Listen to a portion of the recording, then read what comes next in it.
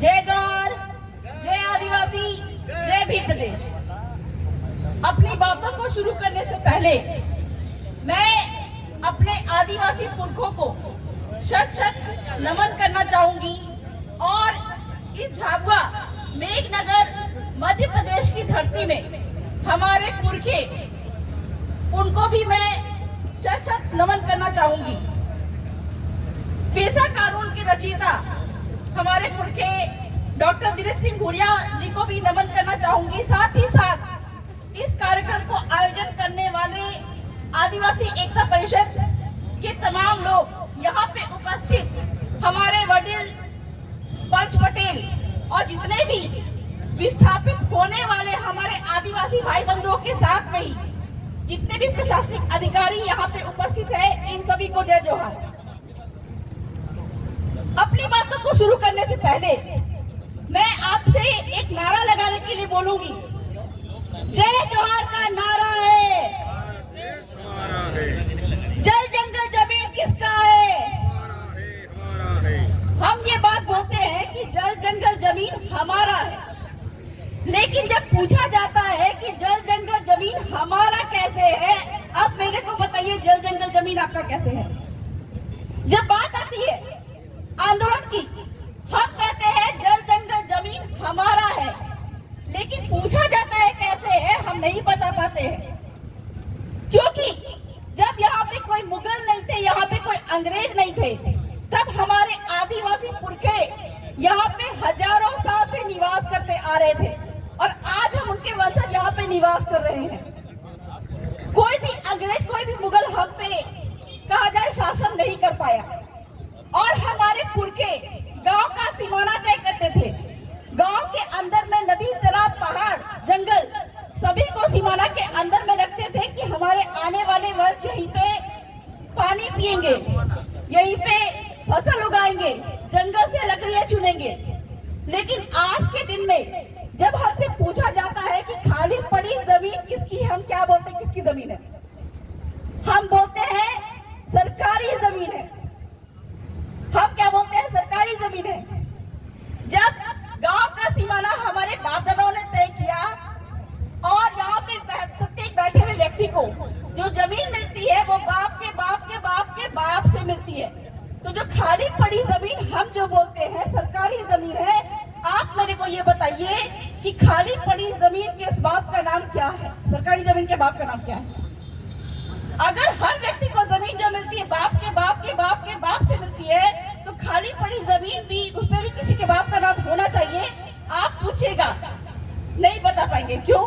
क्योंकि हर 5 साल में सरकार का बाप बदल जाता है। वो जमीन सरकारी जमीन नहीं है, वो जमीन है ग्राम सभा की। ये बात मैं नहीं कह रही हूँ, ये बात सुप्रीम कोर्ट कह रहा है जगपाल सिंह बनाम पंजाब जजमेंट में, कि खाली पड़ी चरवाहा जमीन पे ग्राम सभा का अधिकार होता है, सरकार का अधिकार नहीं होता है।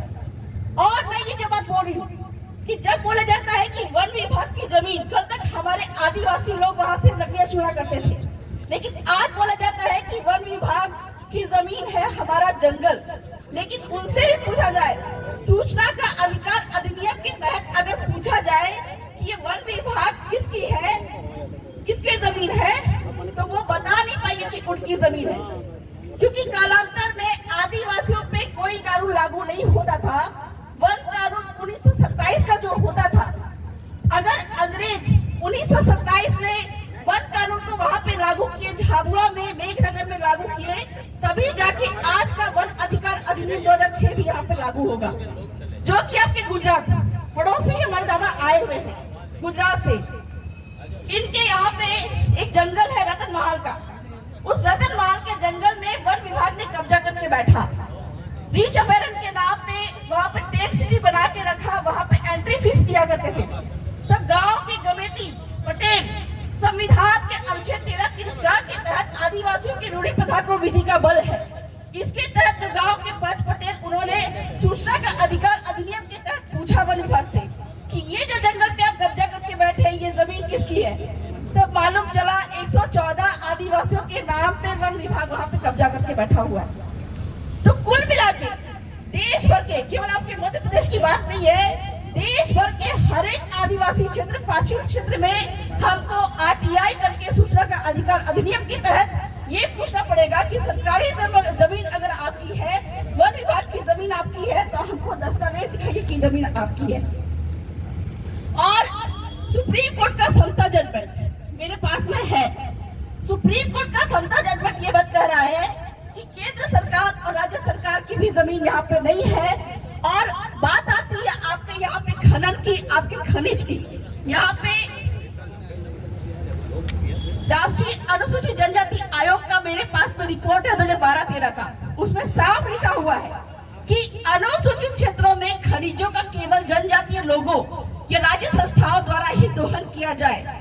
यदि अनुसूचित क्षेत्रों के मामले में खनिज उत्खनन निजी व्यक्ति द्वारा निकाला जाता है तो सरकार को ऐसे क्षेत्र में आवास, आजीविका और तमाम तरह के आरक्षण यहाँ के स्थानीय आदिवासियों को, निवासियों को उपलब्ध कराना पड़ेगा, जो कि आपके एक कानून है, भूमि अधिग्रहण कानून 2013। उसमें भी ये बात साफ साफ लिखी हुई है कि एक तो अनुसूचित क्षेत्र मतलब आदिवासी क्षेत्र में, आपके क्षेत्र में जमीन ले ही नहीं जा सकती। सेक्शन 41-42 आप पढ़िए, उसमें ये बात कहा गया है कि चाहे वो केंद्र सरकार हो, चाहे वो राज्य सरकार हो, कोई व्यक्ति हो, कोई गैर आदिवासी हो, कोई भी व्यक्ति आदिवासी क्षेत्र में आदिवासियों की जमीन और एससी की जमीन नहीं ले सकता है। दूसरी बात, विकास कार्य के लिए बहुत जरूरी है तभी वो जमीन ले सकता है, लेकिन उसके लिए भी उसको ग्राम सभा की अनुमति आवश्यक होगी। और आपके यहाँ पे जो खनन जो प्रक्रिया चालू है, ग्रेफाइट के नाम पे, मैग्नीज के नाम पे, सुप्रीम कोर्ट का समता जजमेंट मना कर रहा है। क्या बोल रहा है कि आदिवासी क्षेत्र में अगर खनिज निकाला जाएगा तो सिर्फ और सिर्फ आदिवासी और उसके माध्यम से सहकारी समिति बनाकर ही निकाला जाएगा। लेकिन आज सरकारें जो खनन पट्टा के नाम पे जमीनें केंद्र सरकार, राज्य सरकार या फिर किसी निजी व्यक्ति को देती है, ये बिल्कुल गलत है, क्योंकि आदिवासी क्षेत्र में जमीन किसी भी सरकार, किसी भी गैर आदिवासी की नहीं है। और माननीय कलेक्टर महोदय ही, उनके द्वारा ही हर जमीन का निस्तारण होता है कलेक्टर के माध्यम से। क्योंकि मोदी जी को भी जमीन लेना है या राज्य सरकार को जमीन लेना है या किसी कंपनी को जमीन लेना है, उन सारों को माननीय कलेक्टर महोदय के पास आना पड़ता है जमीन लेने के लिए। और कलेक्टर महोदय को भी जमीन चाहिए तो वो सिर्फ और सिर्फ ग्राम सभा के पास में आएंगे और उनसे पूछेंगे कि क्या आप विकास कार्य के लिए, खनन के लिए अपनी जमीन सरकार को देना चाहते हैं या नहीं। अगर ये प्रक्रिया नहीं हुई है तो कुल मिला के ये सारा का सारा प्रक्रिया गलत है। क्योंकि जैसा हमको मालूम चला है कि ये खनिज निकालने के लिए जिन निजी कंपनियों को जमीन दिया जा रहा है कलेक्टर महोदय के मार्फत, पूरे के पूरे ग्राम सभाओं ने सीधे मना करके रखा है कि हम अपनी जमीन किसी भी सरकार को नहीं देंगे। तो आज के दिन में दीदी समय का अभाव है, थोड़ा सा अंतिम बात कर रही हूँ। आज के दिन में इस सभा के माध्यम से मैं प्रशासनिक महोदय या फिर कलेक्टर महोदय के जितने भी जनप्रतिनिधि है, इन सभी को कहना चाहूंगी कि तत्काल ही इस खनन का जो पट्टा किसी निजी कंपनी को दिया गया है, इसको निरस्त करे। अन्यथा चूंकि आपका Madhya Pradesh land revenue code के तहत कलेक्टर महोदय ही जिम्मेदार होते हैं किसी भी जमीन को निष्पादन करने के लिए। गलत तरीके से अगर वो जमीन किसी कंपनी, किसी सरकार को देंगे तो उनको भी हम माननीय हाई कोर्ट में याचिका डाल के उनको हम कोर्ट में घसीटेंगे।